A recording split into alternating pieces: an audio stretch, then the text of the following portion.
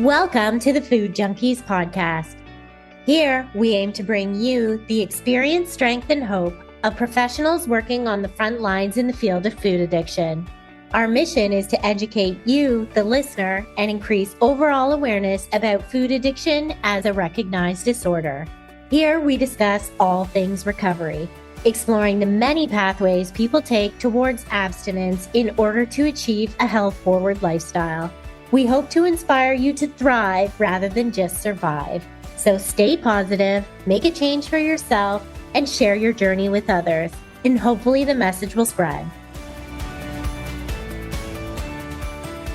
Need another reason to quit sugar? Let's look at our teeth and what sugar does to our oral health. Welcome to the Food Junkies Podcast. My name is Dr. Vera Tarman, and I'm your host today, speaking with dentist Dr. Paul O'Malley. Dr. Paul O'Malley is a holistic and biomimetic dentist with over 30 years of clinical experience practicing in Encino, California. After graduating from Creighton University School of Dentistry, Dr. O'Malley pursued advanced training in cosmetic, minimally invasive, and biological dentistry. Throughout his career, he observed that the vast majority of his patients suffered from gum disease and tooth decay, what he called the silent epidemic of oral disease. This inspired him to focus on the metabolic and nutritional factors underlying oral health rather than the drill, fill, and bill approach of typical dentists. Dr. O'Malley founded Great Oral Health, a line of research-based oral care products. I discovered him on the podcast Dentistry Uncensored with Howard Farron, where he discussed the connections between sugar and carbohydrate consumption and dental disease. He proposed to save our natural teeth through biomimetic restoration and to empower patients to understand metabolic health, particularly low-carb eating, and how that can improve our oral health before the need for cavity repair and other dental work. So welcome, Dr. O'Malley. Thank you very much. Thanks for having me on your podcast. It's my honor to be here. I love talking about these topics in dentistry. We're constantly battling tooth decay and tooth loss, pain and suffering that, in my estimation, is very needless. And it's because of all the processed food, the sugar, this onslaught, let's say, of the food industry and all the processed foods has been devastating to people's teeth, their bodies, their mental status, et cetera, which you know of even more than I do, but I see it every day. Yeah, absolutely. We're on the same page. But before we get into some of the details about what you're talking about, tell us how you got interested in this whole relationship of metabolic health and dental disease rather than the typical, what you call drill, fill, and bill approach that most dentists take. I guess, first of all, I went into dentistry because I really wanted to help people. That was my number one reason to go into that field. I love working with my hands. I love sculpting things. I just like making things. And so dentistry is an art and a science where you can become you're an artist, a scientist, a sculptor, but you're also a humanitarian because you're working with people and you're helping them day in and day out. So I went into that field with that purpose in mind. And then as I discovered, traditional dentistry was so compartmentalized that we were just fixing the problem. It's like the criminal that keeps escaping time and time and time again. The police officer gets frustrated, right? He sees the same person on the street. We see the same thing. We see the same things over and over, and yet they can be prevented. And so I thought, how are we going to get the word out there? So first thing I had to do, just like all medical students, as a doctor, we take one semester in nutrition, and it's the basics. What does vitamin C do? D, magnesium, potassium, those kind of things. And it's very cursory. It's not very in-depth. So the fact that a doctor says, oh, you must do this or you must do that with their nutrition, you better hope they studied a lot about nutrition because we did not get that in our formal education. So as a result, I moved into the field of holistic or biologic dentistry because it seemed to make sense that there was the mouth-body connection. And through my years of being involved in doing that, I saw not only do the materials that go in people's mouths, the mercury fillings, the metal, the cross current of electrical interferences and things like that affect the body, but so does the nutrition. And when I would see my quote unquote healthy patients come in, they were exercising, they were taking care of themselves, they were on a restricted intake of food. Maybe they were on a vegan style diet. It sounded great, but the vegan diet that this particular patient or many were on was high carbohydrates. And I would see a degradation and breakdown of their teeth almost probably 5 times higher than the normal population. I thought, wait a minute, something's missing here. So I kept studying those types of things. Meanwhile, I thought, let me make a better products out there that can help people, because I can only help so many people in my office. So that's why I founded the Great Oral Health Company, to try to bring products to help strengthen the enamel and the exposed root, and also provide nutritional information for people so they know what kind of things they can do to proof themselves up against gum disease, tooth decay. And honestly, if there's gum disease, there's definitely a link with gum disease, dementia, problems with the gut on top of it all. There's just an imbalance going on. So it was a big puzzle and trying to put the pieces together. And I'm still a student of that. Okay, let's learn some of those pieces of that puzzle. If we can start with, what are the mechanisms by which sugar and simple carbohydrates actually directly promote tooth decay? Sure. Simply, what takes place is the bacteria in the mouth. There's some that we know of, about some 700 different strains, but there's some specific strains that we know they love sugar. They love processed food. They love corn syrup. They love even fructose in high numbers. And the real key on this whole thing that I'll talk to you about, it's frequency.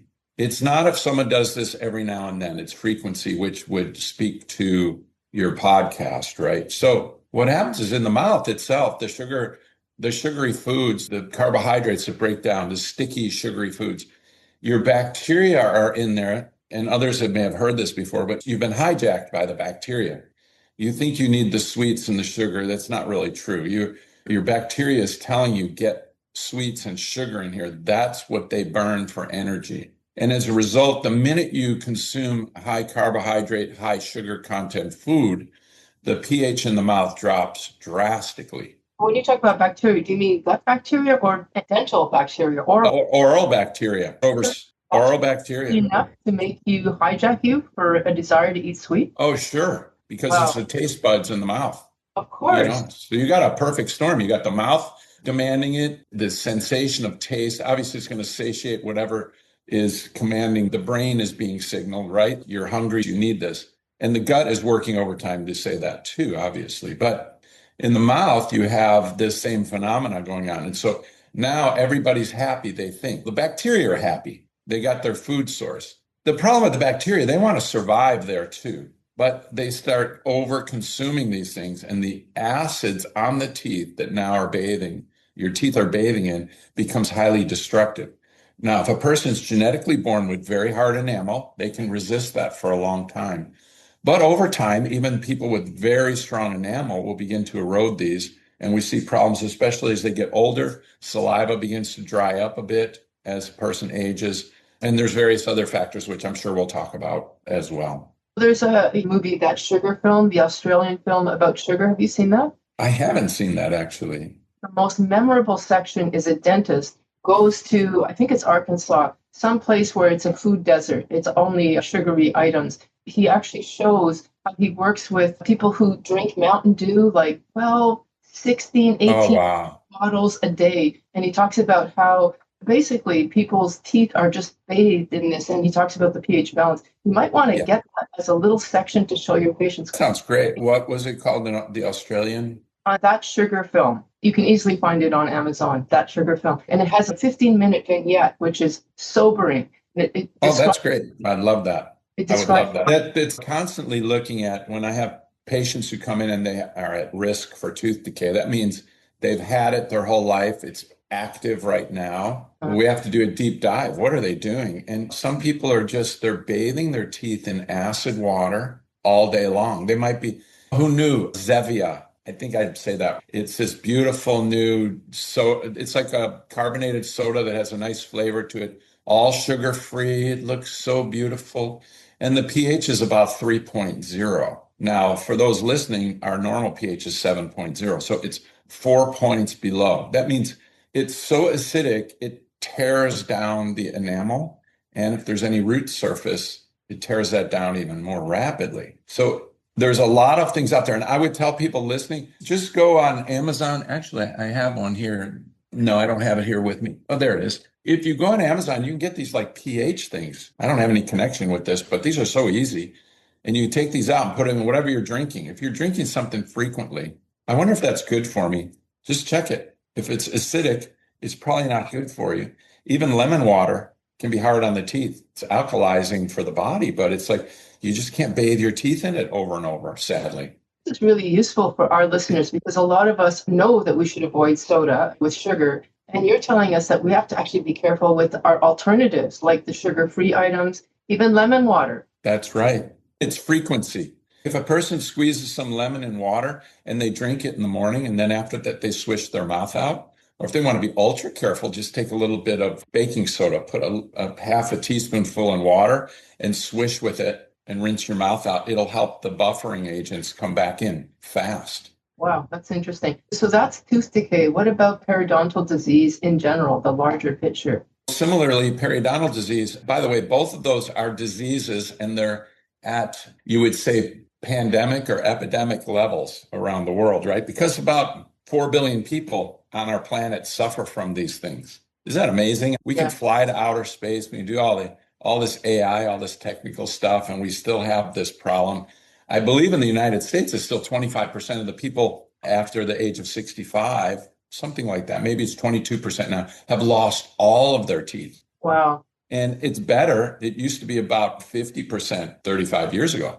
So it's getting better. Education is helping, et cetera. But there's still a lot of tooth loss. And then people have to go and get these dental implants put in. And they're introducing different things to their body that their body may or may not love, but they want to chew and eat and look appropriate. So going back to the periodontal disease, it's an imbalance in the bacteria microbiome.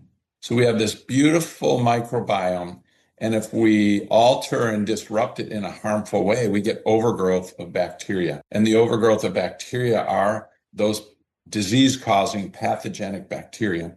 And they begin to create an inflammatory response around the gums. And then the body comes in to try to handle it, and it begins to tear down pathways. In fact, it's been hypothesized that it's an autoimmune illness, gum disease. Not just gingivitis. Gingivitis is where the gums are red and puffy and inflamed, and they, with proper hygiene and proper care, they can heal fast. Periodontal disease, perio means around, dontal means the tooth.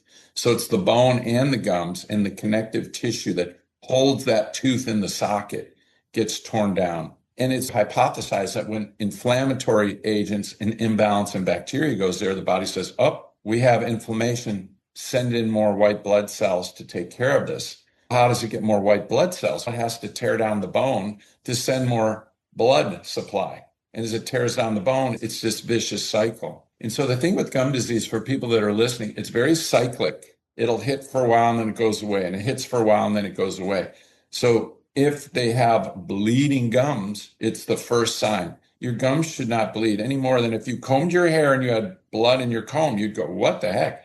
Same way in the mouth, they should not bleed. If they are, there's some inflammatory response, and there's ways of catching that early. And also, it's always a good idea to just get in and visit the dentist and just see, how's the condition of my teeth and gums? That's body-wide health right there. I'm really glad that I'm speaking with you because a lot of what you're saying, we understand with the gut, yes, the microbiome, but it never really clued to me that there's a microbiome in our mouth. We know that antibiotics devastate gut bacteria, that it's not a good solution. It's the same case with periodontal disease or yes, typical advice of take your antibiotics before you see the dentist because of the inflammation. Listen to this. It's quite interesting and sad at the same time. But if you wipe out the ecology of the mouth, it's like cutting a rose bush. For anybody that's had, you cut the rose bush and then it just grows back even faster. So what happens is you try to kill all the bad ones and it grows back, but the bad ones grow back even faster. That's number one.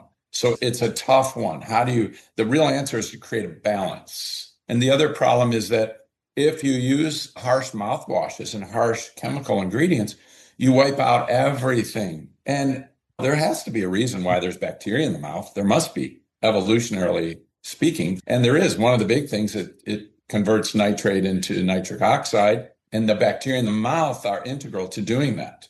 So if they are wiped out, we find, and it's so, you can't connect the points. So the person all of a sudden isn't feeling whatever, they see their medical doctor and they get a diagnosis of hypertension. And little did they know that what mouthwash are you using? Are you killing everything 24/7? Is it, you're not making nitric oxide, which for those listening, the nitric oxide helps with the flexibility of the cardiovascular system. So now you get stiffer arteries, you're going to have a higher blood pressure count or potential for it. So these are where the mouth-body connection is visible and we can see these things. And it's a great question you had. And by the way, that's why, maybe a pitch for my company, but that's why I made an advanced oral probiotic for the mouth, because I saw, wait a minute, 15 years ago, as I was researching it, I saw we're doing it for the gut. That's really cool. Should we be doing it for the mouth? And it turns out, yes. Now you mentioned mouthwash. There's, for example, Listerine. So there's alcohol-based, non-alcohol-based. Sounds to me like you're saying that's not a good option to be using mouthwash, or that there's consequences. It just depends on the type of mouthwash, really, because the alcohol-based ones are going to exacerbate dry mouth. They can be erosive and harmful to the gum tissue, and they do wipe out everything. So that's rough. So some of the other ones are using essential oils. If they're predominantly an essential oil base, as I've made in my great oral health system, the studies, because we did the bacterial studies, it will kill the bad ones, P. gingivalis, some of the ones that are connected with Alzheimer's and all these kind of things. It does wipe those out. Fungus, candida, it wipes those out. At the same time, super fresh breath, but it doesn't wipe out all the other strains of bacteria. It suppresses them. Even the cavity-causing ones, it'll suppress them.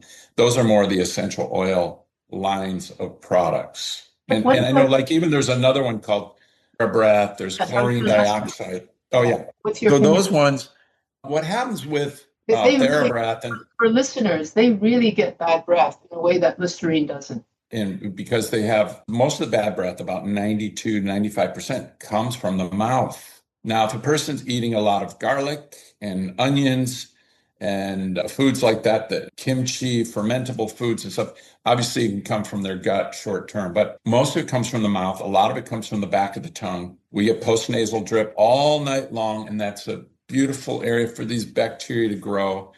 And they outgas a sulfur-like smell. Also, in between the teeth, they can get breakdown. If they're starting to get gum disease, they'll get a different smell. And so you can go by smell. As a dentist, I go, oh, that's periodontal disease. Oh, that's food. Oh, that's this. You can tell, right?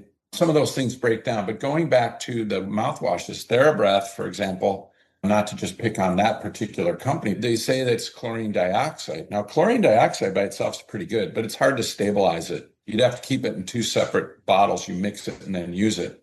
And then you get chlorine dioxide, and it's going to kill a lot of the harmful bacteria. Apparently, it's favorable for some of the healthy ones. I don't know if I've recently researched or looked at any of that data, but some of the others that are all in one bottle, they break down. It breaks down. You can't stabilize it. It breaks down. It's really household bleach. So it's sodium hypochlorite, which basically kills bacteria too, but it's not chlorine dioxide.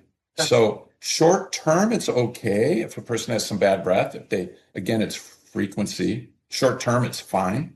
But if they are using it long term, they're going to mess their ecology up in the mouth. They're going to create a dysbiosis or disrupt their microbiome. Some medications are really detrimental to oral health. The one that I mentioned earlier was methadone, which is just classic. I see people with on methadone, which is a opiate replacement.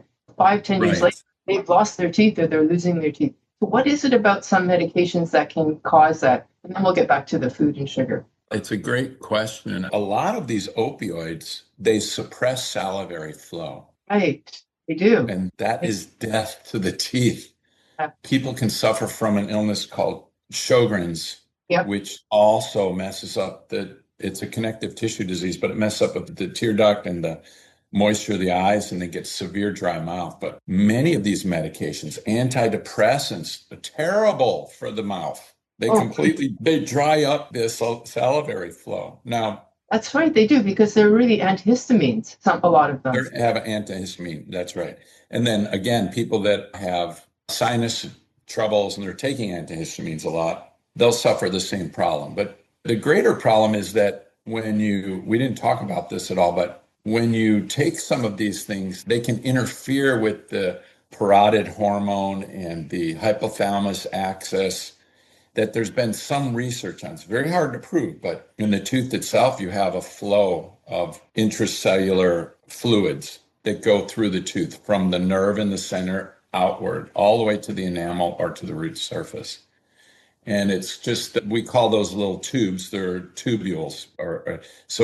And the inner part of the tooth is called dentin. So we have the hard outer shell, which is like the enamel. It's like a football helmet. You got that hard outer shell. And then inside you've got, or like the skull, it's a hard outer. And inside you have the brain. So the brain of the tooth is the nerve in there. And so then it pulses with the heartbeat and it flows outward all the way up and through to the enamel and keeps it moist and supple like a leaf on a living tree.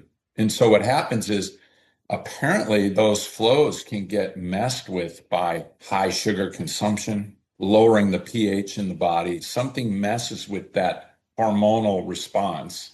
And then the flow can actually, at least there's some theory on this, the flow can reverse. Instead of it flowing through the dentin, which is a soft inner part of the tooth, so you have the enamel, the dentin, and then the pulp, it flows through these little tubules. And so the beauty is that it keeps it nice and supple. It's flowing out. Well, that would mean if toxins, bacteria, acidity hits the outside of the tooth, you have something driving it away. If that reverses, now you're pulling that into the tooth, and it's purported that it might be contributory to getting these large tooth decays that look so small on the outside and they're big on the inside.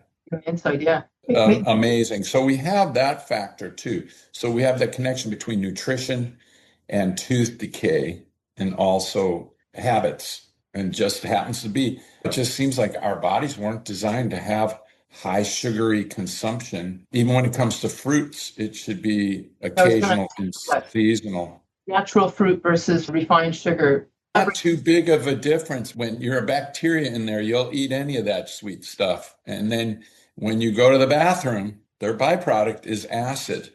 See, so they're going yum, yum. And then, of course, they excrete their acids all around.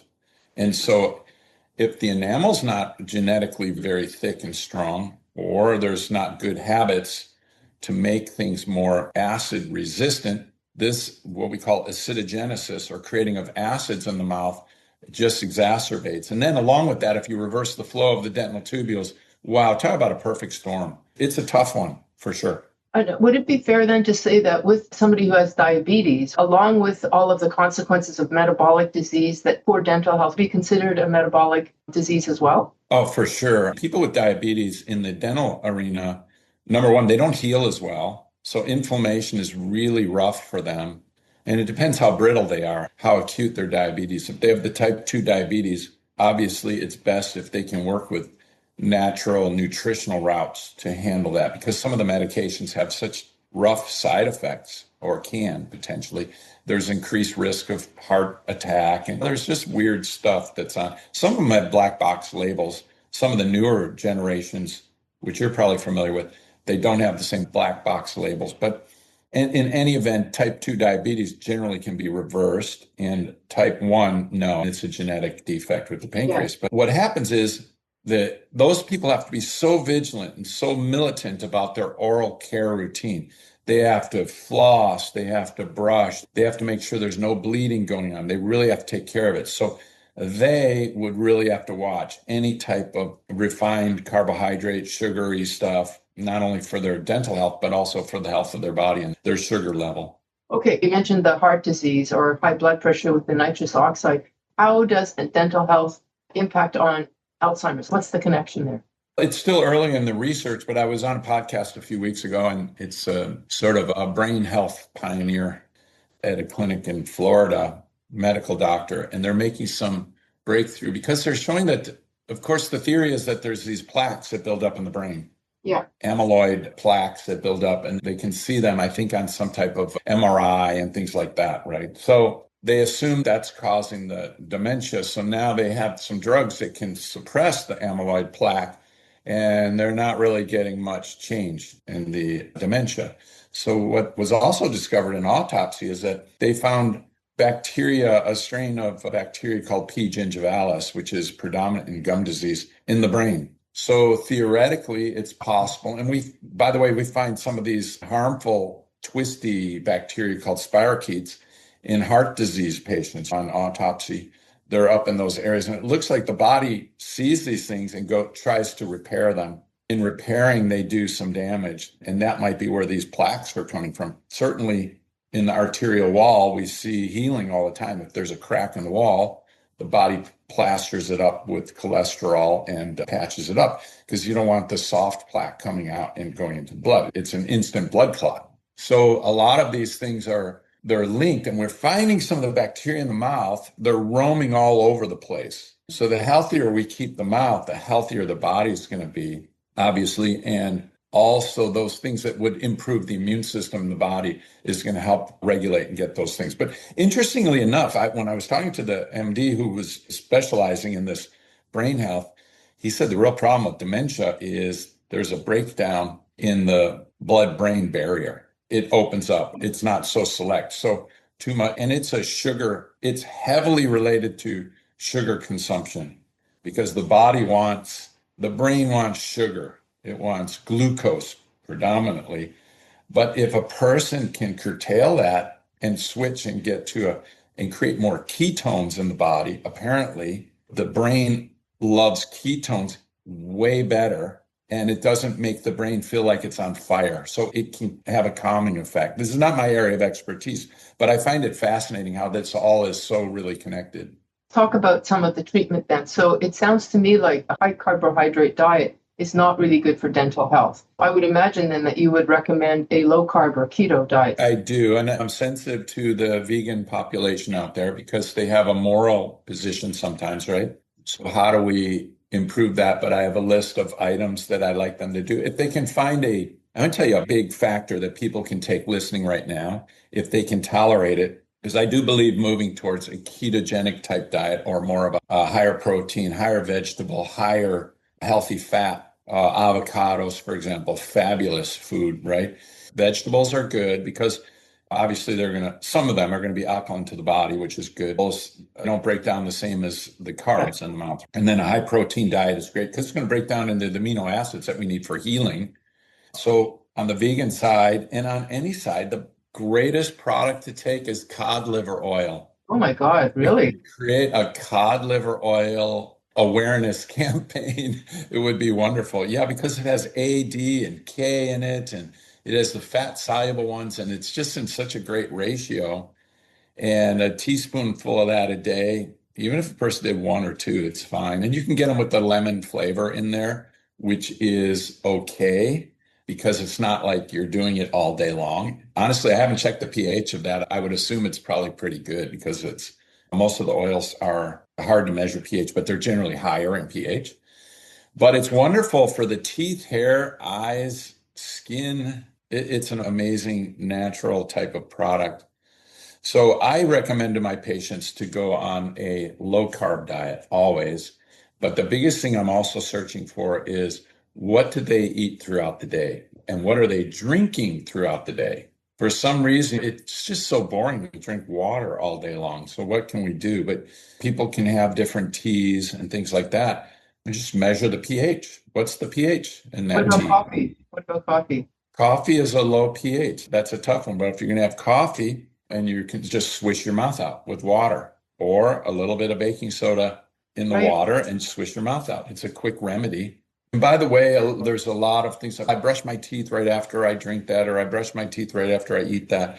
The problem is you want to get the buffering agents up and give it a second to normalize the enamel, because once you have something acidic, the enamel becomes a bit flexible and plastic. And if you go to brushing in that first 20 minutes, you're helping to erode enamel. Even if you use a soft bristle toothbrush, which I highly recommend, nothing but soft bristles. And so take a break for 20 minutes, but you can swish your mouth out and you can floss during that 20-minute period which is extremely beneficial. Or you can rub, like my Aura Restore essential oil, for example. You can just put a little drop on your finger and rub it all around and in, because it's going to raise the pH in the area.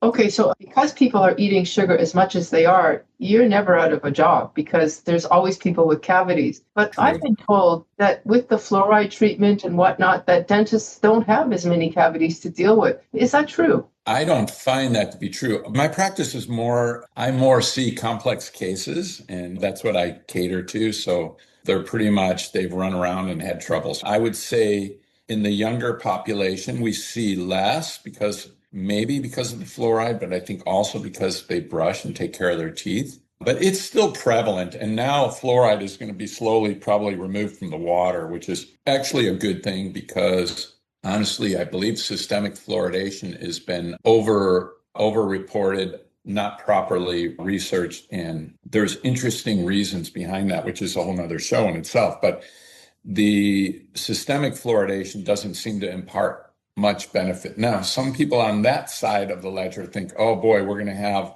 a major expansion in tooth decay. This is going to be devastating because we're taking fluoride out.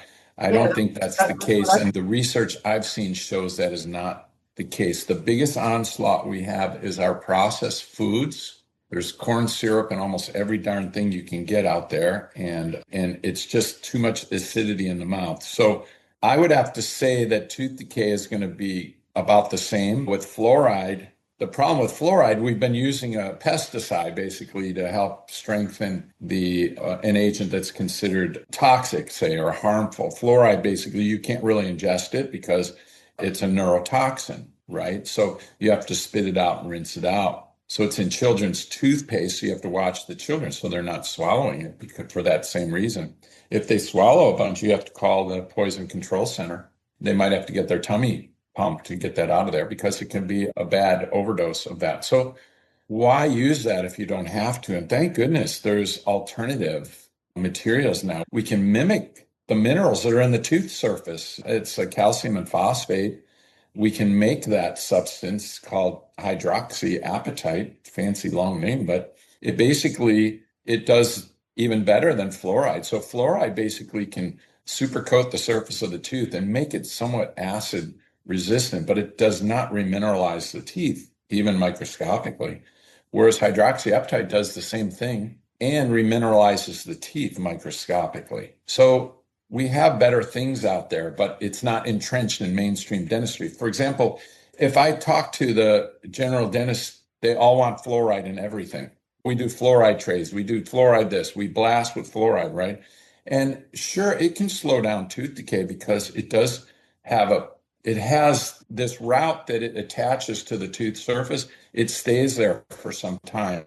And it basically does kill some of the bugs in that area. It makes the tooth a little bit acid resistant. But why not use the same thing with hydroxyapatite? Because they could. And it's more biomimetic, which means it's more natural form. And some of your listeners out there, by the way, and your viewing audience, they might be wondering, I've heard about nanohydroxyapatite and I heard the nanoforms might be bad and things like that. I can let you know that you want to make sure that the company's using a rod-shaped nanoform just to make sure, because some of it can get into through the mucous membrane and some can get into the bloodstream. But here's what we know. The minute it hits solution, it breaks down into calcium and phosphate. If you swallow any, it breaks down in the stomach to calcium and phosphate, which is easily either absorbed or eliminated in a good way if it's absorbed. If somebody wants to take that, what would they go to a dentist and say, give me that as an alternative? They can find it. Even my company, I put it together I patented it as a system, the Great Oral Health System, but I've been doing it for about 7 or 8 years. It's a nanoform and a microform of hydroxyapatite in the right concentration to help rebuild and remineralize the teeth to protect them. Because let's face it, no matter how good we eat, we're going to have some acids in the mouth. And the enamel was meant to be acid resistant periodically, but not a continuous onslaught. So somebody comes into your office, they're like 55 and they've been eating badly, and now they've got gingivitis and periodontal disease. So what would you do, starting with diet and then with your nutritional system that you've built? I would first Obviously, we'd get the records that we need, the hard records, the x-rays, the photography, and then the clinical exam looking at things. So there would be an actual diagnosis. If they have gum disease, they have a certain level of gum disease. If they have gingivitis, tooth decay, et cetera, then we'd look at that. Okay, good. So that's how are we going to fix what's there? Now, that sometimes it's challenging, but for the most part, that's what we do. But then how are we going to maintain it? That's the bigger journey. And what caused it in the first place? And how do we do that in a way that doesn't make the patient feel small and idiotic and foolish? Because there's a psychology there that should be respected, because the people are there for help. They don't need to be chastised at that moment. So in my practice, I'm looking at what things are they doing right, try to build from that. And then we go, okay, what do you think about this? And what do you think about this? I had one lady that was on antidepressants and had severe dry mouth. I had her work with her physician, and she actually weaned off of it appropriately and just started using other amino acids and things like that to help. But she had a severely dry mouth. And I had another one that had Sjogren's, and she had 20 teeth with tooth decay under some veneers and things like that. And so she went to dentists around the area, and one said, pull all your teeth and do dentures with implants. A beautiful 53-year-old woman, absolutely gorgeous, and devastated by that diagnosis. Now, I can't find fault necessarily. It's a little aggressive to think about doing that, but I rebuild teeth. So I looked at it and I said, no, we can rebuild that, but we got to figure out, obviously with Sjogren's, they're going to have a really dry mouth. How do we stimulate salivary flow? And what kind of things can we do nutritionally and with diet? She was very willing. And also, by the way, she went to 2 other doctors, said, oh, you're going to need 9 or 11 root canals. And so we've now fixed all of her teeth to date. It's been 3 months, no root canals, nothing, rebuilding everything. She's still in a temporary phase right now while we're proofing everything out. But she was drinking Zevia all day long. And I was glad that we found that, because otherwise her diet was pretty clean. Mostly a ketogenic type diet, but she had that habit. And I said, oh, you're soaking your teeth in almost battery acid all day long.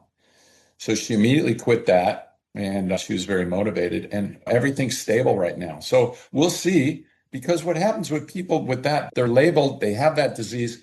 And one thing we know, they're super prone for tooth decay in the future. The answer is not to just yank everything out. It's, why don't we fix it? Let's put you on tight protocols if they're willing. And then let's see how long we can extend the health of your teeth and the health of your body, et cetera. That's my philosophy. Anyway, that's what I do in my practice, large or small. Sometimes I have people come in, they have 3 or 4 teeth with tooth decay, and the rest of the mouth is healthy. I'm like, okay, what are you chewing on over there? Nothing. And then we find out they've been chewing on Altoids, and only on that side, decay on that side. The other thing we do in our practice, if they're at high risk for gum disease, tooth decay, obviously we have to clean up the existing damage. And it's the traditional ways of cleaning some of that up. So when it comes to the mouth, we have to get all that tartar off of there. We have to get all of the deep pocket below the gum deposits removed, so we give the body a chance to heal itself. And we use ozone in the office. It's in our water. We clean with the ozone. So we do want to blast the bad bacteria to begin with. Also in my office, I have a phase contrast microscope. So we take a sample of the plaque and we can see actually what kind of bugs are flying around there. And it's good for the patient to see too. And then we'll work medicinally or nutraceutically to help get that more under control as well, through mechanical means and through topical means, and then through home care instructions. Now, when someone has tooth decay, we want to prevent it from coming back. So we do nutritional guidance, and then we do or keto. Yeah, exactly. Yeah, exactly. And then we also look at what can we do as far as not only on the nutritional side, but also on which is the dietary side, right? But also on the nutritional side, what can they supplement with? And almost everybody does the cod liver oil, or they have a vegan cod liver oil. Now, I forget the name of it right now, but there's a good one out there. So they do that. Then if they have high level of tooth decay, there's trays, certain types of trays that can be made for people at home. So after you've finished all the work, then they can wear these trays and they'll use my hydroxyapatite toothpaste and put that in there, and they'll keep it on for 10 minutes once or twice a day, and it just sucks down and drives that in there, concentrated. And then they'll take it out and gently rinse their mouth out. With my product, you don't have to worry about fully rinsing everything out. So those are the protocols I do at my dental office with high risk decay and gum disease patients. Yeah. So for people who are listening to this podcast who have a history of food addiction, sugar addiction, eating sugar 24/7, they could go on your website and purchase this product or something, like once they go to a dentist and get the sort of acute care done. We have a lot of dentists that use our program and stuff. It's just the GOH program. It stands for Great Oral Health. So they can go to greatoralhealth.com. They can order the system, or they can order one of the products and try these things out. The system is synergistic. So we have the whole premise is out with the bad, in with the good. They can just go to greatoralhealth.com. And if they want to learn more about biomimetic dentistry and reconstructive dentistry, they can go to my website, which is just DR, no period or anything. It's drpaulo'Malley.com. Receding gums, I know that's got to do with aging, but does the sugar intake enhance that more? It will if it's inflammatory response. Okay. If you're taking the high sugar diet, high carbohydrate diet, obviously it just creates inflammation, right? Because it spikes the insulin.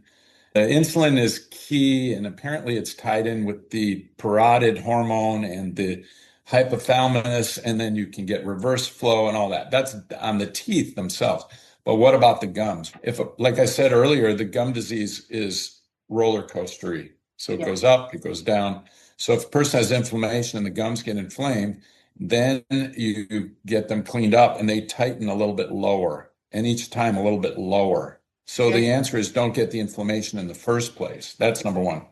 Gum recession is a tough one. So gum recession can be attributed also to people who clench heavily and rub their teeth. It can exacerbate that. It can exacerbate, like if this is your tooth and you're pressing down on it, you see it bows down here, which is near the gum line. It will bow there and the enamel can pop away. And then also the gum doesn't like that vibration. So the gum goes, I'm getting out of here. So it pulls away, right? So that's number one. And that's easy to check. Your dentist will know if you're clenching or grinding. And then you make a night guard to help act as a shock absorber. Gum disease can exacerbate gum recession for sure.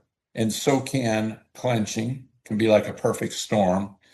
And then also if a person has a hard bristled brush, when you're brushing, I show this on my book, which you can order also on the greatoralhealth.com website, but proper brushing should be at a 45-degree angle. So wherever the neck of the tooth is, that's where the bacteria accumulate, right around the gum area, right at the gum line. And so if they're accumulating at the gum line, you want to make sure that stays clean. The exposed part of the tooth stays pretty clean. So the bacteria love the gum line, because you can see my shirt here. The gum is like my shirt. We call that a sulcus, which is like a ulcer. And the bacteria go just a little bit under the gum. And they're whistling. They're calling all their buddies over. Come on, guys, I found a nice, warm, moist area to be, and the sugar keeps coming. Yeah. So then now you get good at brushing that, and the bacteria go, uh-oh, we got found out. Where are we going to hide? Where do they hide? Between the teeth. And that's where the dental floss comes in. It breaks the bacteria apart. It disrupts that area of the microbiome, or the biofilm, what we call. And when you break it apart, the essential oils, proper hygiene care continues to break that apart. All the bacteria break apart, and it takes them about 24 hours to call all their buddies to come back together again. For them, it's like Groundhog Day over and over. So it's like a symphony. Break them apart, they come back together, break them apart. And by doing that, they're not going to be laying their acids day after day. Those things help. There's one other factor to recession, and it is genetic. So I won't get into it in this program because it's a little bit technical, but there is a way that down near the gum line where the enamel meets to the root, and some overlaps more, some overlaps less. And based on that's genetics. And if it overlaps less, there's more possibility for recession in the future. Also, you can see it in mom and dad, and grandma and grandpa. If they have recession, there's a little bit of that genetic passover to you. So what does a person do if there's a recession? We don't know how to regrow the gums. Contrary to what everybody might hear on TikTok, and Instagram, because trust me, my eyes and ears are fully open. We're trying to figure out a way to turn on enamel growth. There's a process, a fancy name called amelogenesis, just means the creation of enamel. There's a way to turn that back on now with peptides. There's research happening with it. But now they have to prove that they can turn it on, but also it turns off, right? Because otherwise it could be a Frankenstein's monster. So once they do that, then they might look at how do we regrow some gum tissue? How could we help it scaffold back up the tooth where it's pulled away? So these things may be coming. I don't know that they're in the next 5 years, but who knows, with AI, things could accelerate. Yeah. Meanwhile, a person can get it's a surgical procedure. It's called gum grafting. And by the way, I highly recommend it if your roots are exposed.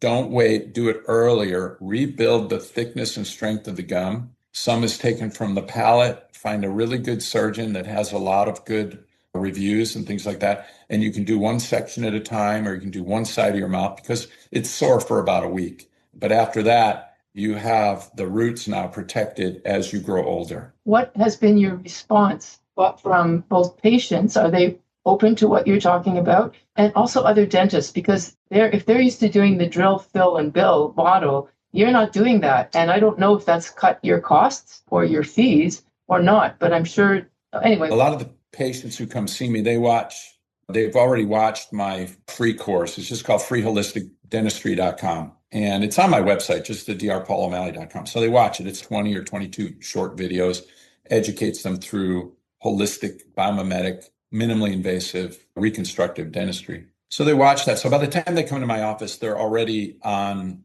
that page. But with other dentists, honestly, I find, and you'll see in my videos, I don't throw them under the bus ever, because we're all on a learning pathway. And as I talk to you today, I'm still learning. If I find something else out, I'll share it.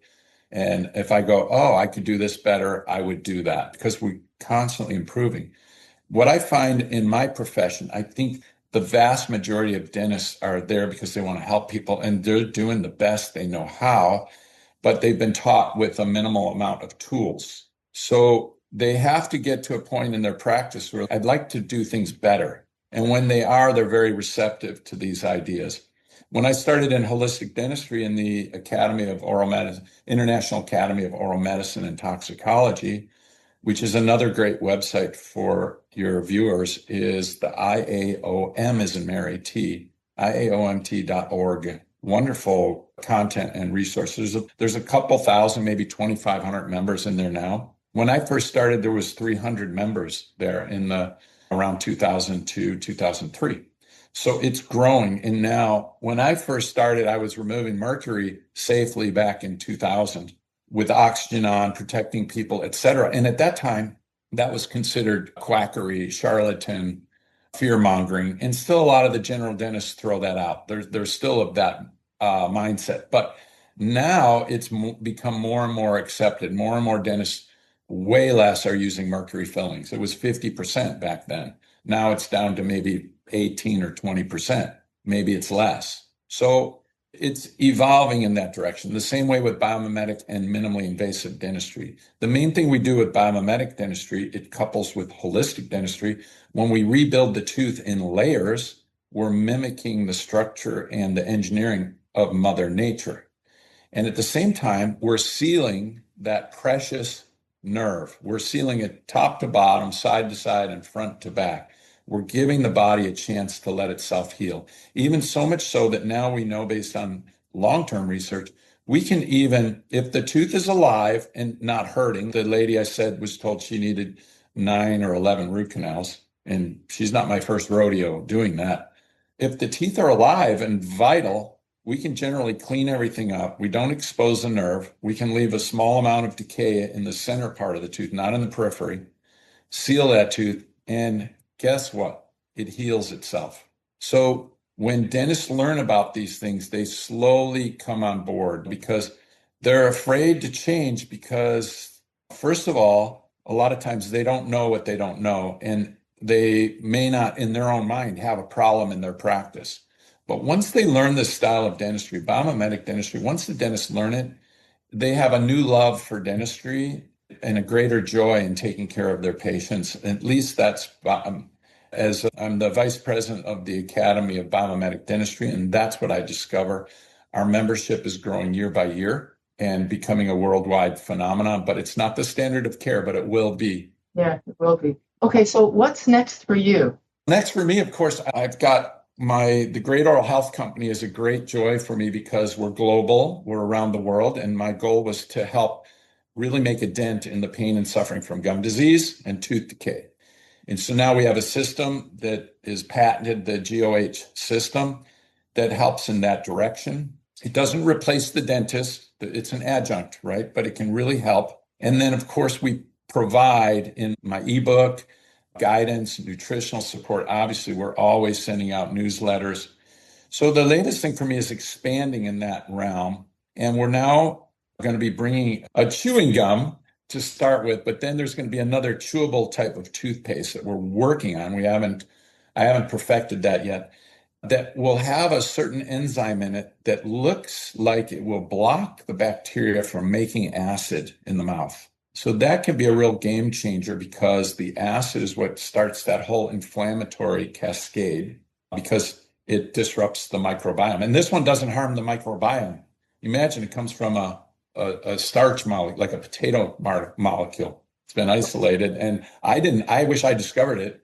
But so either I discover some of these things, but my eyes and ears are now open to others that are discovering these things. And I want to bring it into the Great Oral Health family and continue passing it on to people. My goal would be that people all around the world can access this information and these products so that then when they're older, they still have their teeth and they have their health because they have healthy teeth. They have a healthy microbiome here is going to greatly and positively influence the health of the body. So those are my goals, is to continue expanding and helping. Okay, thank you. Signature question that we ask everybody at the end. If you could tell a younger version of yourself or a new parent, somebody who's dealing with children, something about sugar, ultra-processed food, and dental health, what would it be? Telling to myself as a younger person, I would challenge myself to not give in to instant gratification, which is sugars and sweets. It's yum. Okay. And what we did with my daughter, who's now 27, we started making the toothpaste in the kitchen. So what I did with her, because everybody has cake and candy and sugar, it's everywhere. So you don't want to ostracize your child. So I wouldn't want to ostracize myself. So it'd be like, all right, if I'm going to have sweets, I have to have a sweet day, like a candy day. Do one day a week. That's it. And honor that. And the other would be to parents in my practice. I let them know life works best, in my opinion, if it's done in gradients. So pick and choose your battle. Frequency is the one that harms the most. How can you minimize the frequency? We didn't even get into people that smoke or anything like that. It just wipes out the buffering enzymes. But let's say for parents and their children, help to educate them and set a good example. So moms and dads, if you have bad teeth, go get them fixed. Your kids are watching. You think, oh, I can't because I have kids. I got to take care of my kids. You think you might be selfish because you're taking care of yourself. You're actually setting the best example you can. That's important to you. And when they get older, it will be important to them as well. Okay, great. I thank you so much for your time, You're Dr. welcome. O'Malley, for speaking to us about sugar and the ill effects on our oral health. Thank you. And I have to say, Doctor, great questions. Wow, that was an amazing interview. I really appreciated it. It got me thinking too. And I always get motivated after I'm on a show like this. Wow, okay, let's go. Thank you. Have a great day. Thanks for joining us this week on Food Junkies Recovery from Food Addiction. Make sure to join our Facebook group, Sugar Free for Life Support Group, I'm Sweet Enough. Molly and Clarissa are food addiction professionals who offer one-to-one counseling and group coaching through Sweet Sobriety. Please subscribe to our show so you never miss an episode. While you're at it, if you found value in today's episode, we'd appreciate you leaving us a review on your favorite platform. Your feedback helps grow our show and allows us to reach others who need to hear this message of recovery. Don't forget to pick up a copy of Dr. Tarman's book, Food Junkies. And as Vera always says, the power is ours.